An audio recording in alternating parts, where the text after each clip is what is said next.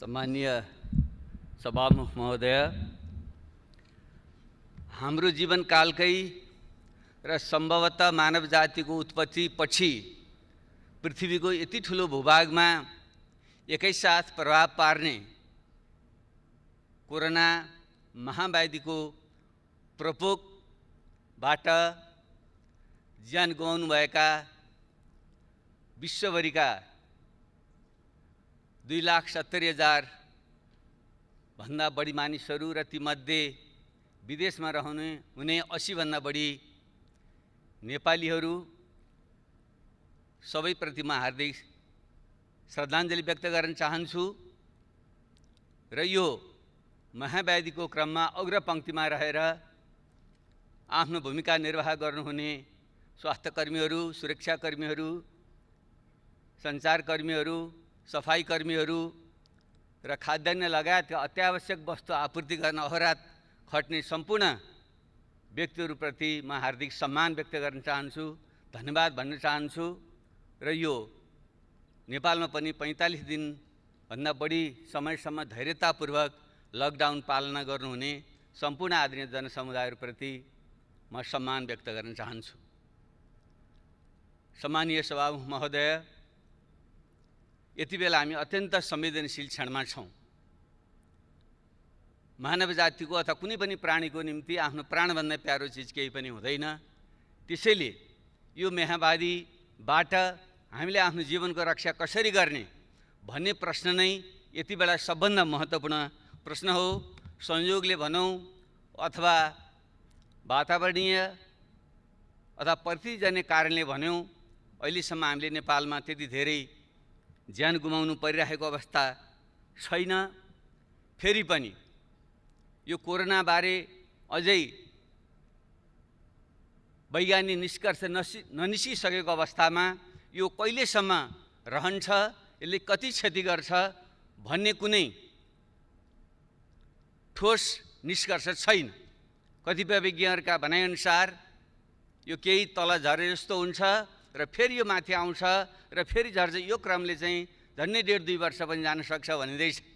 र नेपालकै सन्दर्भमा भनियो भने अहिले हामीसँग थोरै मात्रै सङ्क्रमितको सङ्ख्या देखिए पनि परीक्षणको सङ्ख्या हाम्रो अत्यन्त नगण्य छ। जबकि विश्वका थुप्रै देशहरूमा प्रति 10 लाख 30, 40, 50 हजारसम्मको परीक्षण गरिएको छ भने हिजोको तथ्याङ्कसम्म नेपालमा चाहिँ हामीले प्रति 10 लाख जम्मा 534 जनाको PCR विधिबाट परीक्षण गरेका छौँ, किनकि त्यो नै बढी भरपर्दो मानिएको छ। सुदूरपश्चिम प्रदेश जहाँ 1 लाखभन्दा बढी विदेशमा श्रम गरे नेपालीहरू आएको तथ्याङ्क छ, त्यहाँ आज मात्रै समाचार आएको छ त्यो परीक्षण किटको अभावमा त्यही पनि त्यो रोकिएको छ। त्यसैले हामी ढुक्क भएर बस्न सक्ने अवस्था छैन। कतिपय विज्ञहरूले भनेका छन् हामीले ठिक ढङ्गले परीक्षण गर्न नसकेको कारणले गर्दा यो सङ्क्रमितहरूको सङ्ख्या लुकेको पनि हुनसक्छ। त्यसो भएको हुनाले हामीले प्रोक्सी टेस्टको तरिकाले पनि हामीले अनुमान गर्नुपर्छ। अर्थात् प्रति महिना सम्बन्धित क्षेत्रमा मृत्युदर के थियो अथवा नेपालमा के थियो भन्नेको आधारमा पनि यो बिचमा बढ्यो कि घट्यो भन्ने तरिकाले पनि त्यसलाई पत्ता लगाउन अथवा अनुमान गर्न सकिँदो रहेछ। उदाहरणको निम्ति हालसालै इरान र टर्कीमा थोरै सङ्ख्या देखियो, उनीहरू ढुक्क भएर बसे, तर पछि वारवार ती थाहै नपाइकन धेरै मान्छेहरूको त्यहाँ मृत्यु भयो। पछि बुझ्दा तिनीहरू कोरोनाबाट तिनीहरूको मृत्यु भएको रहेछ। त्यसैले अरू तरिकाबाट पनि हामीले गर्नुपर्दछ र सरकार ढुक्क भएर बस्नु चाहिँ हुँदैन। तपाईँ हामी कोही पनि ढुक्क भएर बस्नु हुँदैन। र दुःखको कुरा यो गत मङ्सिरदेखि यो आउँदैछ भन्ने हामीले थाहा हुँदाहुँदै पनि हाम्रो तयारी कति कमजोर रहेछ त्यो हामी सबैले देख्यौँ।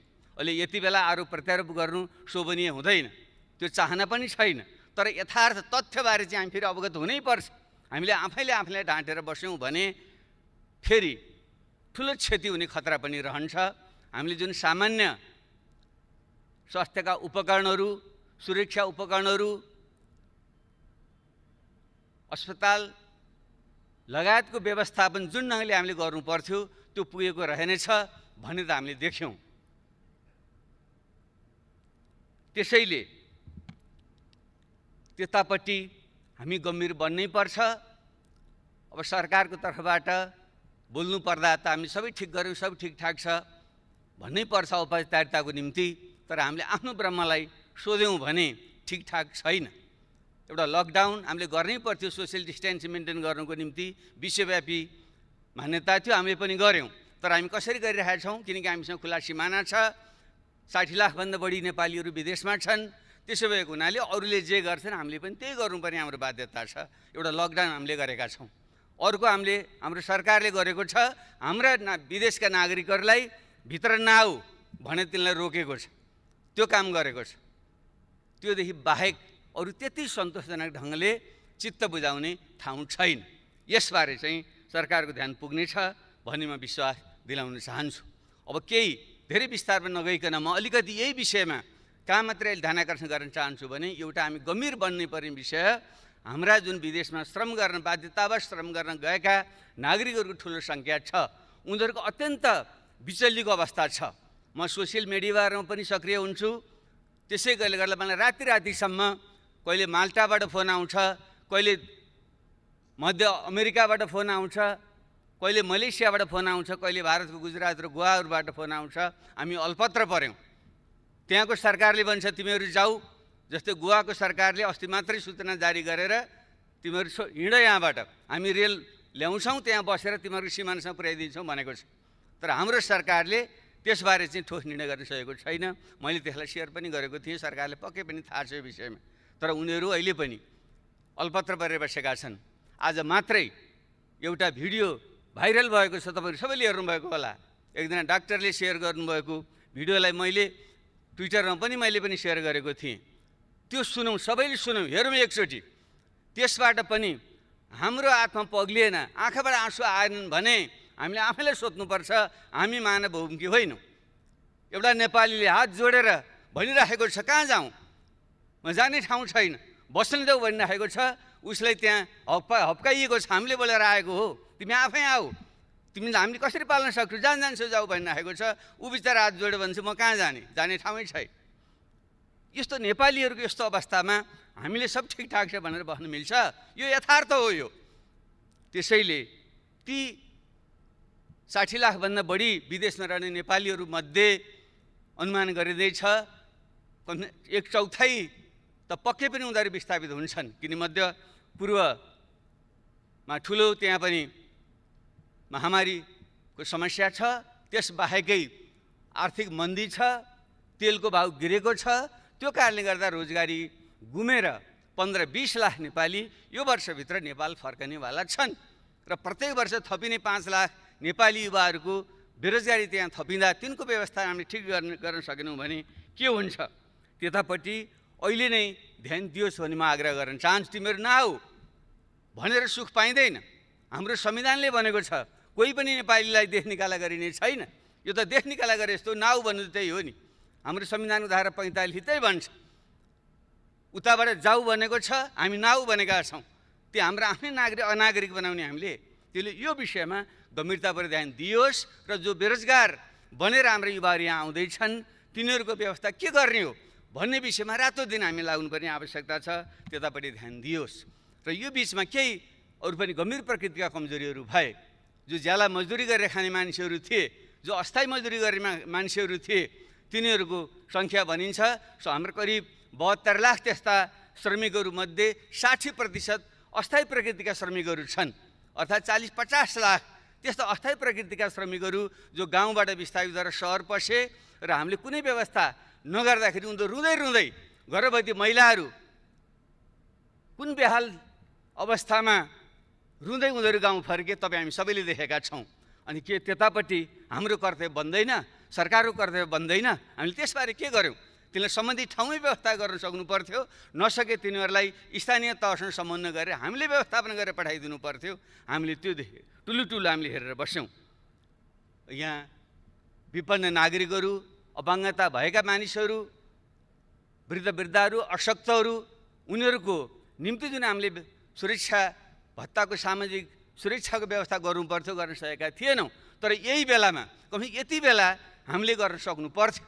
कमसेकम हामी स्थानीय तह छ र अहिले स्कुल कलेजहरू बन्द छन्, शिक्षकहरू छुट्टीमा बसेका छन्। कम त्यसलाई मात्रै परिचालन गरेर सबै राजनीतिक दलहरू सर्वदलीय एउटा संयन्त्र बनाएर प्रत्येक टोलमा खटाउने हो भने अहिलेको सञ्चारको युगमा पैदलै हिँडेर जानु पनि पर्दैन, ठाउँमा पुग्नु पनि पर्दैन। हामीले तिनको यथार्थ तथ्याङ्क अभिलेखन गर्न सक्थ्यौँ र तिनीहरूलाई बैङ्क खाता खोलेर बैङ्क मार्फत चाहिँ ती प्रत्येक त्यस्ता विपन्न र अशक्त मानिसहरूको निम्ति घर घरमा चाहिँ हामीले चाहिँ मुद्रा ट्रान्सफर गर्न सक्थ्यौँ, पैसा पठाउन हामीले सक्थ्यौँ। त्यतापट्टि पनि हाम्रो ध्यान गएको छैन र यो समस्या सहजै हल हुनेवाला छैन।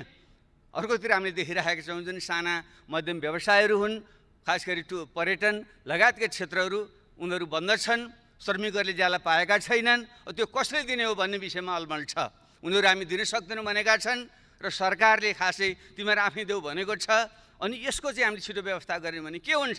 अरू थुप्रै जुन स्थायी श्रमिकहरू हुन् ती पनि भोकमै मर्नुपर्ने अवस्था छ र ती हाम्रा साना उद्यमहरू जसले 80% देशभित्रको चाहिँ रोजगारी दिन्छन् र निर्यातयोग्य वस्तुहरू तयार गर्छन् ती बन्द भयो भने भएको यतिको अर्थतन्त्र पनि झन् चौपट भएर जाने अवस्था छ। तिनले राहतको प्याकेज खालि अमूर्त ढङ्गले भनिएको छ, तर ठोस प्रकारको राहतको प्याकेज जो मौद्रिक र वित्तीय प्रकरणहरूको उपयोग गरेर तिनीहरूलाई पुँजी अनुदान दिने अथवा ब्याज र करहरूको छुट दिने लगायतले जुन व्यवस्था गर्नु सक्नु पर्थ्यो, जो श्रमिकहरूको ज्याला हो तिनको चाहिँ सके धनी देशमा त सबै सरकारले तिर्दिएको, जस्तै जर्मनीमा जो फ्याक्ट्रीहरू बन्द भएका छन् ती श्रमिकहरूलाई चाहिँ सरकारले जम्मै ज्याला तिरेको छ। ल हामीले त्यो सक्दैनछौँ भने पनि त्यहाँ उद्यमी व्यवसायीहरूसँग तिमीहरूले 50% तिमीहरू तिर 50% सरकारले दिन्छ भनेर पनि त उनको पेट पाल्नु पर्थ्यो।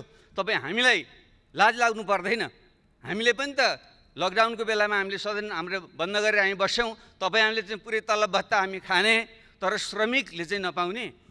अनि तपाईँ हामीले आफूलाई चाहिँ कम्युनिस्ट समाजवादी लोकतन्त्रवादी भन्न मिल्छ? त्यसले यस्ता संवेदनशील विषय बाँकी छन्, ध्यान पुगोस्। कृषि प्रधान देश यस्तो सङ्कटको बेलामा सबभन्दा ठुलो विषय भनेको खाद्य सुरक्षा हो। अहिले यसले हामीले सिकाउने सबभन्दा ठुलो पाठ हामी आफ्ना कृषिजन्य वस्तुहरू, दुग्ध पदार्थहरू, फलफुलहरू हामीले उठाउन नसकेर, ल्याउन नसकेर, वितरण गर्न नसकेर त्यो कुहिएर बसेको छ र यता चाहिँ सहर बजारमा चाहिँ भाउ बढेर किनेर खाइसक्नु छैन। यसको व्यवस्था हामीले गर्न सक्दैनथ्यौँ भने यसमा पट्टि पनि हाम्रो ध्यान चाहिँ पुगेको छैन। उत्पादन, सङ्कलन, वितरणको चाहिँ हाम्रो नेटवर्क के रहेछ यो त राम्रैसँग उदाहरण यो, अनि यसबाट पाठ सिकेर युद्ध स्तरमा हामी लाग्नु पर्दैन, त्यतापट्टि हाम्रो ध्यान पुगिरहेको छैन। र शिक्षा झन्डै 64 लाखभन्दा बढी विद्यार्थीहरू अहिले लकडाउनमा बसिरहेका छन्। युवावस्थाको जुन उनीहरू कलिलो उमेर हुन्छ उनीहरूले ठिक ढङ्गले ओरिएन्टेसन गरिएन भने उनीहरूमा मनोरोगहरू आउने बढी गम्भीर खतरा पनि रहन्छ। अलि सम्पन्न हुनेहरूले त डिजिटल प्रविधिको प्रयोग गरेर उनीहरूलाई भुलाएका छन्, पढाएका छन्। त्यो गरिब र मध्यम वर्गका मानिसहरू हुन् जहाँ चाहिँ टेक्नोलोजीको पहुँच छैन, त्यहाँ उनीहरू चाहिँ यति लामो समय त्यत्तिकै खाली बस्नुपर्दा ती युवाहरू युवती हाम्रा छोराछोरी नानीहरूको चाहिँ अवस्था के होला? त्यसको हामीले के व्यवस्था गर्दैछौँ? अझ उल्टै अन्यथा नमान्नु होला, मैले मिडियामा सुनेको छु हाम्रो शिक्षा मन्त्रीले खुलेको भोलिपल्टै परीक्षा हुन्छ भनेर आतङ्कित जस्तो बनाइराख्नु भएको छ। के परीक्षा लिने बिचरा? उनीहरू आफै मनोरोगले चाहिँ ग्रसित हुने खतरा उनीहरूलाई भइसक्यो। त्यसैले म त सुझाव दिन चाहन्छु कमी यीको जुन परीक्षा छ त्यो लिन आवश्यकतै छैन। अब यसै पनि हाम्रो चाहिँ सेकेन्डरी एजुकेसन माध्यमिक शिक्षा 12 कक्षासम्म भइसकेपछि 10 कक्षाको परीक्षाको पनि खास अर्थ रहँदैन।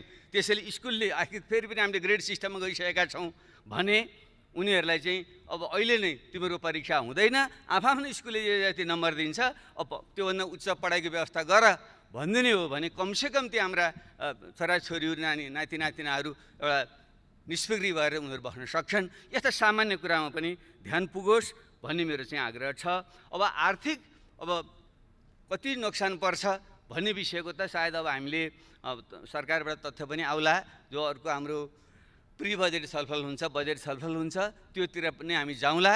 तर प्रारम्भमा मैले अहिले भन्नै पर्छ, तपाईँ हामी सबैको ध्यान जानुपर्छ। यो अबको यो अर्थतन्त्र साँच्चै नै विश्वव्यापी रूपमा नै भनिँदैछ। दोस्रो विश्वयुद्धपछिको सबभन्दा ठुलो मन्दी यो हुँदैछ। बेलायतले त हिजो मात्रै उनीहरूको ब्याङ्क अफ इङ्ल्यान्डले घोषणा गर्यो जो 300 वर्ष पहिले जति बेलादेखि अभिलेखीकरण, आर्थिक अभिलेखीकरण सुरु भएको थियो त्यति बेलादेखिको सबभन्दा ठुलो सङ्कट बेलायतको अर्थतन्त्रले बेहोर्दैछ उनीहरू भनेका छन्।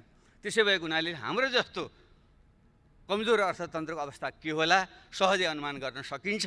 र 2 खर्बदेखि 5 खर्बसम्म हाम्रो अर्थतन्त्रमा नोक्सान हुन्छ भन्ने चाहिँ अनुमान छ भने त्यसको निम्ति हामी कसरी गर्छौँ र मुख्य रूपमा त्यो 20-25 लाख जो युवाहरू बेरोजगार युवा थपिन्छन् तिनको व्यवस्था कसरी गर्छौँ, खाद्य जुन अभाव हुँदैछ त्यसको निम्ति कृषिलाई कसरी पुनर्जागरण गर्छौँ, स्वास्थ्य सम्बन्धी हाम्रो कमी हामीले देखिसकेका छौँ। त्यसैले यो रोजगारी केन्द्रित भएर, कृषि केन्द्रित भएर, शिक्षा र स्वास्थ्य केन्द्रित भएर हाम्रो चाहिँ यो वर्ष चाहिँ हामीले नीति कार्यक्रम र योजना बजेट ल्याउनुपर्छ। त्यो विषयमा चाहिँ हामीले फेरि बाँकी उसमा हामी छलफल गरौँला। अब अन्तर्राष्ट्रिय हिसाबले पनि यसले ठुलो चाहिँ एउटा परिवर्तन चाहिँ ल्याउँदैछ।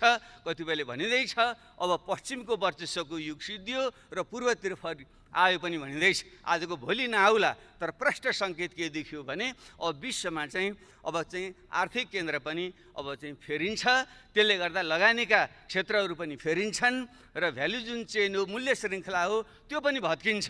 त्यो हिसाबले हामी ठिक ढङ्गले बुद्धि पुर्याउन सक्ने हो भने खास गरी चीन र अमेरिका बीच जुन शीतयुद्ध, नयाँ ढङ्गको शीतयुद्धको देखिने सम्भावना देखिँदैछ र भारतसँगको चाहिँ हाम्रो जुन खुला सिमाना आदिको कारणले आर्थिक रूपमा चाहिँ बढी हामी अन्तर सम्बन्धित परनिर्भर जङ्गको छौँ।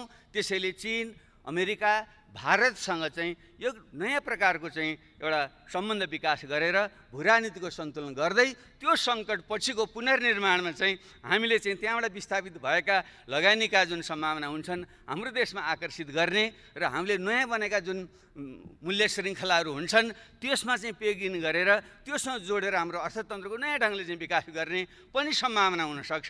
त्यस हिसाबले पनि हाम्रो ध्यान पुगोस्। र अब मेरो एउटा आग्रह के छ भने हामी सबै देशभक्त हौँ। त्यसैले खेली एकले अर्काको चाहिँ राष्ट्रभक्ति देशभक्तिमाथि शङ्का गरेर हामीले अनावश्यक ढङ्गले चाहिँ विभाजित हुने काम नगरौँ। कमसेकम यो सेसनको क्रममा, यो सदनको क्रममा विषयवस्तु उठ्नेवाला छ। अन्तर्राष्ट्रिय र क्षेत्रीय र यो जुन भूराजनीतिक खिचातानी छ यो अत्यन्त मुखरित भएर चाहिँ आउनेवाला छ। किनकि एमसिसीको विषय हामीले हल गरिसकेका छैनौँ र यतापट्टि आज मात्रै भारतका रक्षा मन्त्रीले कालापानी र लेपबाट उता मानस सरोवरसँग जाने यात्रा मार्ग चाहिँ उहाँले चाहिँ घोषणा गर्नुभयो, उद्घाटन गर्नुभयो भन्ने कुरा आएको छ। जब त्यो क्षेत्र विभाजित छ भने दुई पक्षहरूमा एउटा सहमति नगरिकन एक पक्षहरूमा त्यो मार्ग खोलिदिँदाखेरि स्वतः नै त्यसले चाहिँ फेरि अर्को प्रकारको तनाव यहाँ सिर्जना गर्छ। यस्ता कुराहरूमा पनि हामीले राष्ट्रिय सहमति बनाएर एउटै आवाज बोल्ने र सरकारले सबैको विश्वास लिएर जाने गर्न सक्यो भने आगामी दिन यो सङ्कटलाई अवसरमा बदल्न सक्छौँ। नत्र यो खिचातानी तानातानीमा चाहिँ हामी चाहिँ झन् खराब अवस्थामा पर्न सक्छौँ। त्यतापट्टि ध्यान पुगोस्। र म अब एउटा अन्तिम र अति गम्भीर विषय चाहिँ म के भन्न चाहन्छु भने फेरि पनि अन्ततः पोलिटिक्स इन कमान्ड भन्ने गरिन्छ। सबै कुराको फैसला अन्ततः राजनीतिले नै गर्छ। तर अहिले यति बेला राजनीति र त्यसको नेतृत्व गर्ने यो सबभन्दा उच्च प्रतिनिधि संस्था, यसको नेतृत्व गर्ने निर्वाचित सरकारको छवि राम्रो छैन। तपाईँ हामी सबै पनि अहिले मान्छेहरूको एउटा हामीले बोलेको कुरा कसैले पनि अहिले विश्वास गर्दैन। राजनीतिज्ञ, सांसद आदि भनेकै सबै भ्रष्ट, गैर जिम्मेवार, सत्तालोलुप, पदलोलुप भन्ने खालको जुन एउटा बिम्ब बनेको छ यो अत्यन्त खतरनाक छ। हामी कति सत्य कति असत्य हामी आफैले ममा भनौँ, तर आम जनतामा यो पर्सेप्सन परिसकेपछि राजनीति पनि प्रति नै मान्छेको चाहिँ एउटा अविश्वास, आशंका, वितृष्णा फैलियो भने त्यसले ठुलो खतरा ल्याउन सक्छ। र तपाईँ हामीले लडेर ल्याएको जुन सङ्घीय लोकतान्त्रिक गणतन्त्र छ त्यो नै खतरामा परेर प्रतिगमनतिर जाने खतरा पनि हुन्छ।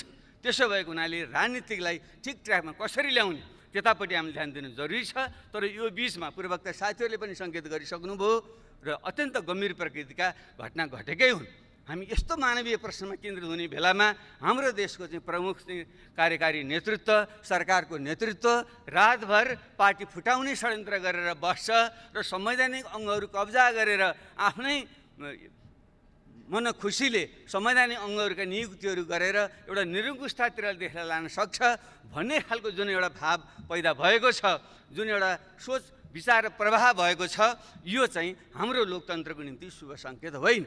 भलै संयोगले अब अथवा भनौँ दबाब स्वरूप पार्टीभित्रका बाहिरका अथवा चाहिँ प्रधानमन्त्री स्वयंको सोभिएको कारणले उहाँले त्यसलाई फिर्ता गर्नुभयो, आत्मालोचना कुरा आएको छ, त्यहाँहरूसम्म त्यो खुसीकै कुरा छ।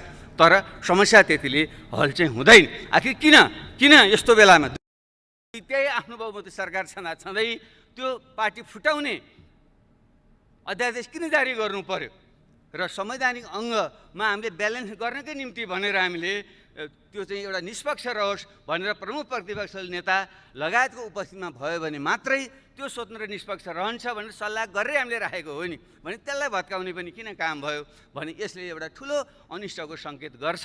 यसतर्फ चाहिँ त्यत्तिकै फिर्ता लिइहाल्ने भइगयो भनेर मात्रै यसलाई छोड्न सकिने विषय होइन। जबकि यदि अध्यादेश मार्फतै ऐन कानुन सम्बन्धन गर्नु थियो भने त अरू ठुला मुद्दा थिएनन्।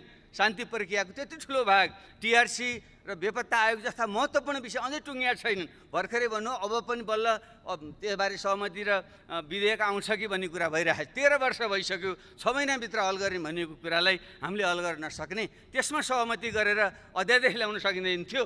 म त त्यो अपेक्षा गरिरहेको थिएँ। टिआरसी र बेपत्ता आयोगलाई छिटो सम्पन्न गर्ने पुरा गर्ने ढङ्गले आइदिएको भए हामी सबैले चाहिँ त्यसलाई स्वागत गर्थ्यौँ।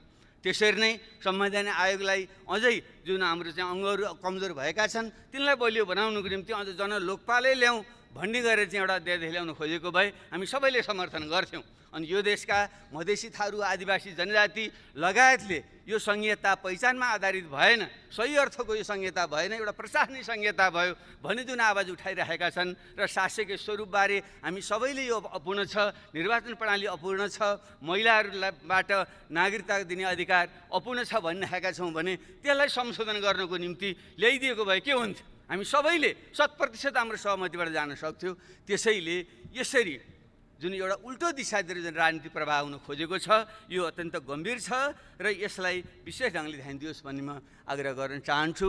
अब यसैमा अझै उल्टै अझै पार्टी फुटाउने विधेयक बेठी त छँदै थियो र एउटा पार्टीलाई फुटाउनुको निम्ति ल्याइयो भनेर प्रधानमन्त्रीजी स्वयंले आफ्नो पार्टीको बैठकमा भन्नुभयो भन्ने जुन अखबारमा आएको छ त्यो बन्यो भने ठुलो नैतिक प्रश्न भएन, ठुलो नैतिक प्रश्न भयो नि।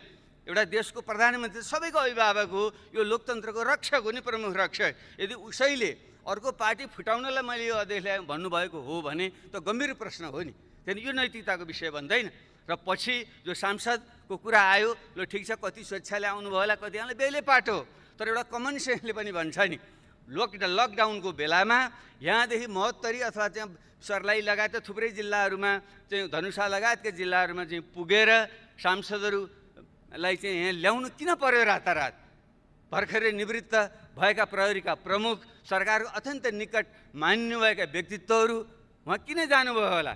न उहाँको कुनै नातागोता छ, न कुनै बिहाबारी छ, न मर्नु पर्नु छ, त्यहाँ किन जानुभयो होला उहाँ? ल राति किन ल्याउनु भयो होला? यो कमन सेन्स कुरा होइन। अब यसैलाई पनि ढाक्छ गरे होइन भन्न मिल्छ? ल हामीले त्यसैले हामीले भन्यौँ यो बदलाको भावनाले भने होइन, तर कानुनी प्रक्रियाबाट यसलाई हल होस्, लोकतन्त्र रक्षा होस्, विधिको शासन होस् भनेर हामी म आफै स्वयं पूर्व प्रधानमन्त्री धेरै साथीले पनि तपाईँ किन यस्तो हल्का भएको, किन गएको त्यो प्रहरीमा मुद्दा लिनु भनिरहनु भएको साथीहरूले, किन म सुरक्षाको निम्तिमा गइरहेको थिएँ, साथीहरू डराइरहनु भएको थियो। ल त्यसरी म त जेसुकै भए पनि अहिले मूर्ख पनि ठान्नुहोस्, हिजो अहिले जनयुद्ध गरेर आएको हुनाले त्यो अलिकति पनि परेर होला, मरिन्छ जाउँ भनेर म गएकै। तर त्यहाँ त्यो त कुनै पनि ढङ्गले एउटा जाहेरी पनि नलिने भन्ने हुन्छ। पूर्व प्रधानमन्त्री, पूर्व प्रधानमन्त्री र 1 दर्जन मन्त्री र सांसदहरू भएर जाँदाखेरि पनि प्रहरीले जाहेरी लिँदैन। किन लिनुहुन्न भन्दा लिन्न मात्रै भन्नुहुन्छ बिचरा, उहाँ आतङ्कित हुनुहुन्छ। किन लिनुहुन्न भने म लिन्न, किन लिनु 3 चोटिसम्म म लिन्न भन्नुहुन्छ उहाँले। अनि के गर्नु पर्यो त भने त्यो त ऐनमै लेखाएको छ नि, त्यहाँ यसपछि हामीले नलिएपछि कहाँ जानुपर्ने त्यहीँ जानुहोस् अरे भने यसरी चाहिँ आतङ्कित बनाएर संस्थाहरू सबै भत्काएर अनि देश बन्छ, लोकतन्त्र बलियो बन्छ। अब योभन्दा अझ गम्भीर कुरा के भयो भने अनि त्यसपछि के गर्ने? उल्टा हामीमाथि नै जो पीडित छ तिनीमाथि नै मुद्दा लगाइदिने र अनि विभिन्न ढङ्गले परोक्ष प्रत्यक्ष ढङ्गले पहल गर्ने। अब फच्चे गरौँ, तपाईँले फिर्ता लिनुहोस्, म पनि तपाईँ विरुद्ध फिर्ता लिन्छु। यही हो लोकतन्त्र। यो त गाउँमा उहिले हामी सुन्थ्यौँ नि, गाउँमा त्यस्तै खालको फटा खालका मानिसहरूले जो पीडित छ अनि त्यसैलाई मुद्दा लगाइदिने अनि त्यसपछि चाहिँ वाक्क दिक्क भएर अनि चाहिँ लो तेरो मुद्दा फिर्ता लिएँ भन्ने अनि आफ्नो उत्पीडन कायम राख्ने भने यही हो हाम्रो लोकतन्त्र, यही हो हाम्रो समाजवाद। त्यसैले सम्माननीय सभा महोदय, विषय अत्यन्त गम्भीर छ। म यसमा फेरि बढी म यो तिक्तता नहोस् भन्ने पनि म चाहन्छु, किनकि हामी सबै यो व्यवस्था फेल हुँदा हामी सबै फेल हुन्छौँ, लोकतन्त्र खतम हुँदा हामी सबै खतम हुन्छौँ र हाम्रो जीवनभरिको जुन यत्रो त्याग र बलिदान छ त्यो खेर जान्छ। त्यसैले हामीले आरोप प्रत्यारोप भन्दा पनि आत्मसमीक्षा गरौँ। म सम्माननीय प्रधानमन्त्रीज्यूलाई आग्रह गर्न चाहन्छु, उहाँले यदि साँच्चै नै आत्मनिरीक्षण र आत्मालोचनाको प्रक्रिया सुरु गर्नुभएको हो भने उहाँले यो गम्भीर जुन गल्ती कमजोरी र एक हदसम्म उहाँको समलता अथवा उहाँको निकटताको संलग्नतामा गम्भीर लोकतन्त्र विरोधी गतिविधि चाहिँ हरकत भएको छ, कानुन विरोधी गतिविधि भएको छ, त्यसको चाहिँ एउटा तार्किक निष्कर्षमा पुर्याउनै पर्छ र त्यसलाई कुनै पनि प्रकारले संरक्षण चाहिँ दिनु चाहिँ हुँदैन र कानुनी तरिकाले त हारजित गर्न पनि सकिन्छ। आश र त्रास देखाएर संस्थाहरूलाई प्रभावमा पारेर यताको कुरा उता पनि पार्न सकिन्छ, तर राजनीतिमा नैतिकता भन्ने कुरो धेरै ठुलो कुरो हुन्छ। त्यसले सामान्य प्रधानमन्त्रीजीको जुन खालको उचाइ उहाँले प्राप्त गर्नुभएको छ, उहाँसँग मेरो चाहिँ विनम्र आग्रह छ, हामीले सत्तामा कति समय बस्यौँ भन्ने आधारमा मान्छेले मूल्याङ्कन गर्दैन। यो देशमा धेरै 38 जना प्रधानमन्त्री भइसके कसो सम्झना गर्छ मान्छेले? बिपी कोइराला 1 जनाको मान्छेले सम्झना गर्छ, अरू धेरैको त नाम पनि आउँदैन। म पनि प्रधानमन्त्री भइटो बोलेको मान्छे, मलाई थाहा छैन कति बेलासम्म मान्छेले सम्झन्छन्। त्यसले कुर्सीमा बस्दैमा पद ठुलो होइन, मान्छेले के सत्कर्म गर्यो त्यसको आधार। महात्मा गान्धी कहिले कुर्सीमा बसेनन्, उनलाई सम्झन्छन् मान्छेहरूले। जयप्रकाश नारायण कहिले बसेनन्, उनलाई सम्झन्छन् मान्छेले। हाम्रै देशमा इतिहासमा गौतम बुद्ध युवराज थिए, गद्दीमा बसेर रजाइ गर्न सक्थे, छोडेर गए, गद्दी छोडेर गए, उनी महान भए। तर उनका बाउको नाम सोध्यौँ भने उनका बाउ राजा थिए, उनको नाम कसैले पनि सम्झँदैन। त्यसैले कुर्सीमा बसेर सत्ताको प्रयोग गरेर महान भइँदैन। त्यसैले नैतिक आचरण ठुलो हुन्छ। यस निम्ति मेरो सम्मानीय प्रधानमन्त्रीसँग आग्रह छ, तपाईँ जुन उचाइमा पुग्नु भएको छ त्यहीँ रहनुहोस् र तपाईँले अनावश्यक ढङ्गले यस्ता प्रकारको गतिमा संलग्न हुँदा तपाईँले आफैमाथि पनि अन्याय भएको छ। तपाईँ रोगले जीर्ण भएको शरीरलाई तपाईँले चाहिँ आराम दिनुपर्छ र यो लोकतन्त्रलाई बचाएर तपाईँ आफ्नै एउटा छविलाई पनि बचाएर अगाडि बढ्नको निम्ति तपाईँले राजीनामा दिनु नै उपयुक्त हुन्छ। त्यो नै एउटा उचित निकास हुन्छ र त्यसले नै समाजलाई, देशलाई अगाडि बढाउन सक्छ र तपाईँको उचाइ पनि कायम रहन्छ, लोकतन्त्र सुनिश्चित हुन्छ र देशले नयाँ दिशा पक्रिन सक्छ। मेरो उहाँसँग विनम्र आग्रह छ, प्रश्न उठ्छ, उहाँपछि विकल्प के हुन्छ भन्ने छ। यो मेरो निजी विचार हो, मेरो एउटा निजी विचार हो। हामी पूर्व प्रधानमन्त्रीहरू सबैले हामीले कुनै पनि प्रकारको इच्छा आकाङ्क्षा नराखौँ, हामी दावेदार नबनौँ, हामीले चाहिँ दिशानिर्देश गरौँ, सहयोगको भावना गरौँ। राजनीतिबाट अलग हिँड्ने सन्यास लिने भने होइन, राजनीति महत्त्वपूर्ण विषय हो। देशको सम्पूर्ण समाजको त्यसलाई नेतृत्व गर्ने भनेको राजनीतिले हो। त्यसले राजनीतिबाट सन्यास लिएर सुख पाइँदैन। यसमा त असल मान्छेहरू, सक्षम मान्छे ल्याउनुपर्छ। तर हामी 60-65 उमेर नाइसकेका मान्छेहरूले लोभ नगरेर अब प्रत्यक्ष कार्यकारी भूमिकामा हामी नरहने अथवा प्रधानमन्त्रीको दावेदार हामी नबन्ने र हामीले अरूलाई सघाउने, नयाँ पुस्तालाई अगाडि ल्याउने, पुस्तान्तरण गर्ने दिशातिर हामी गयौँ भने देशले निकास पाउँछ, राजनीतिक निकास पाउँछ, लोकतन्त्र सुनिश्चित हुन्छ। मलाई यही बाटो नै उपयुक्त लाग्छ र यस सन्दर्भमा पूर्ववक्ता साईले थोरै सङ्केत गर्नुभयो। अब हामीले हिमाल, पहाड, तराई, मधेसलाई जोडेर देशको राष्ट्रिय एकता सुदृढ गर्दै देशलाई सुशासन समृद्धिको दिशामा लिएर जाने हो भने एउटा बहुदलीय लोकतन्त्रभित्र प्रतिस्पर्धाको सँगसँगै न्यूनतम कुराहरूमा चाहिँ राष्ट्रिय सहमति गर्ने ढङ्गले एउटा बिपी कोइरालाले पनि हुन त कुन परिवेशमा भन्नुभयो, राजासँगै मेलमिलाप त उपयुक्त मलाई लाग्दैन, तैपनि हामी एउटा राष्ट्रिय विषयमा एक हौँ भन्ने जुन उहाँले कुरा राख्नुभएको थियो। त्यसैले बिपी कोइराला, पुष्पलाल, रामराजा प्रसाद सिंह उहाँहरूको जुन हामीले सम्मान गर्छौँ, उहाँ कुनै ठुला पदमा धेरै समय बसेर होइन। बिपी पनि त 18 महिना बस्नुभयो, पुष्पलाल कहिले पनि सत्तामा बस्नु भएन, रामराजा प्रसाद सिंह पनि त्यो एकचोटि राष्ट्रिय पञ्चायतमा स्नातकबाट निर्वाचित हुने बाहेक उहाँ पनि कहिले पनि सत्तामा चाहिँ कहिले पनि रहनु भएन। तैपनि हामीले सम्मान गर्छौँ। त्यसो भएको हुनाले उहाँको स्पिरिटलाई हामीले कदर गर्दै काङ्ग्रेस, कम्युनिस्ट, समाजवादी र पहिचानवादी सब शक्तिहरूको बिचमा एउटा राष्ट्रिय मिलमिलाप कायम गर्नको निम्ति नयाँ ढङ्गले अगाडि बढौँ र त्यसै क्रममा नै अहिले हामीले जनता समाजवादी पार्टी निर्माण हामीले गरेका छौँ। एउटा राम्रो लोकतान्त्रिक स्पेस तयार होस् भन्ने चाहिँ हाम्रो चाहिँ आग्रह छ।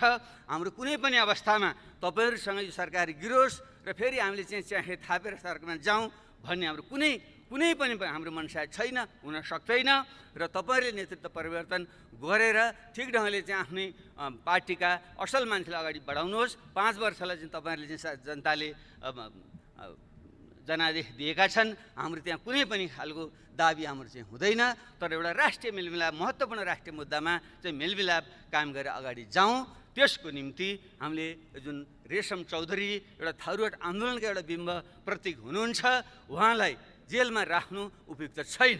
हिजो झापा आन्दोलनको क्रममा हाम्रै प्रधानमन्त्रीजी 14 वर्ष बस्नुभयो, माओवादी जनयुद्धको क्रममा थुप्रै मान्छेहरू बस्नुभयो र काङ्ग्रेसकै साथीहरू थुप्रै बखत जेलमा पनि बस्नुभयो। तर राजनीतिक मुद्दा भएको कारणले अन्ततः हामीले ती मुद्दाहरू हामीले खारेज गरेका थियौँ, फिर्ता लिएका थियौँ। त्यसले रेशम चौधरीको मुद्दा पनि त्यो थरूट आन्दोलनको, थारू विद्रोहको क्रममा भएको घटना हो, दुःखदै घटना हो, धेरै मान्छे ज्यान राम्रो होइन। त्यसलाई हामीले फिर्ता लियौँ भने ठुलो एउटा थारू समुदाय जोडिन पुग्छ। त्यसरी नेत्रविक्रम चन्दको समूह जो माओवादी आन्दोलनकै एउटा चाहिँ रेडिकल विङ त्यो थियो र अगाडि जुन बढेको छ, भलै त्यो बाटो ठिक छैन, त्यो सफल पनि हुँदैन, तर उनीहरू पनि यो कोरोनाको यस्तो अस्तव्यस्त भएको बेलामा उनीहरूलाई पनि आउने एउटा निकास चाहिँ दिँदा राम्रै हुन्छ। त्यसैले उनलाई पनि एउटा जनरल एमनेस्टी क्षमादान दिएर उनीहरूलाई पनि खुला गरिँदा हुन्छ। भर्खर अस्ति मात्रै सुने अनिल बिरै, हामी सबैले चिन्छौँ, राम्रो चाहिँ साहित्यकार कलाकार खट्ने मान्छे हुन्, उनी घाइते थियो, उपचार गराउँदै थिए चितवनमा, उनलाई चाहिँ गिरफ्तार गरेर राखियो भने मैले सुने। यस्तो प्रकारको गतिविधि गरेर राम्रो चाहिँ हुँदैन। खास गरी हाम्रो पूर्व माओवादी साथीहरू नै अहिले चाहिँ सत्तामा हुनुहुन्छ, गृहमन्त्री हुनुहुन्छ, उहाँलाई व्यक्तिगत रूपमा पनि चिन्नुहुन्छ। त्यसैले त्यो एउटा माहौल बनाउँदा उपयुक्त हुन्छ र त्यसरी सानातिना मुद्दा लाएर सांसदहरूलाई पनि फसाइदिने र चाहिँ यो निलम्बनमा राख्ने जुन प्रवृत्ति छ त्यो पनि उपयुक्त भएन। कि त छिटो मुद्दा चलाएर फैसला गरिदिनु पर्यो। कुनै ठाउँबाट सांसद निर्वाचित भएर आएको छ, विविध कारणले चाहिँ मुद्दा चाहिँ दायर हुन्छ, मुद्दा दायर हुने बित्तिकै चाहिँ सांसद चाहिँ निलम्बन भएपछि अनि त्यो क्षेत्रको प्रतिनिधित्व के हुन्छ अरू विषयमा जान्दिनँ। अब हरिनारायण रौनियार अहिले हाम्रो समाजवादी पार्टीकै तर्फबाट सांसद हुनुहुन्थ्यो, भलै चाहिँ अहिले उहाँको कन्स्ट्रक्सन कम्पनीको चाहिँ छवि त्यति राम्रो चाहिँ छैन र त्यसबारे हामीले उहाँलाई कुनै पनि ढाकछोप गर्नु पनि छैन। तर निलम्बन गर्ने तर 1.5 वर्ष भइसक्यो, त्यो प्रक्रिया अगाडि पनि बढ्दैन, तर त्यो क्षेत्र त प्रतिबिम्बित भयो नि। त्यसले यस्तो विषयमा पनि हामीले सोध्यो यसको निकास के हो, यो विषयमा पनि यसको अर्थ चाहिँ दण्डहीनतालाई प्रश्न दिन भन्न खोजेको होइन, तर जनप्रतिनिधिलाई चाहिँ तपाईँले एउटा निष्कर्ष नपुर्याइकन निलम्बन गरेर राखिदिनु भयो भने त्यसको मार त जनतालाई पर्ने भयो नि, त्यो क्षेत्रका जनतालाई। यसको निकास खोज्नेतिर पनि हामी जाउँ। यी ढङ्गले चाहिँ हामीले सोध्न सक्यौँ भने हामीले यो सदन जुन हाम्रो छ बजेट अधिवेशन पनि हामीले भन्छौँ, यस क्रममा चाहिँ गहन ढङ्गले छलफल गरेर अगाडि जान सक्दा देशले चाहिँ निकास पाउँछ। त्यसैले अब बल हाम्रो सम्माननीय प्रधानमन्त्रीजीकै कोर्टमा छ र उहाँले नै यसबारेमा सोचेर उचित निर्णय लिनुहुनेछ भनिन्छ। शिखर चढ्न सजिलो हुन्छ तर शिखरमा टिक्न गाह्रो हुन्छ। उहाँले शिखरमा हुनुहुन्छ, कसरी त्यहाँ टिक्ने हो उहाँले सोध्नुहुनेछ। हामीले त सुझाव दिने हो, किनकि घोडालाई खोलासम्म लान सकिन्छ, पानी पियाउन सकिँदैन। विज्ञ सुखी अधिकम।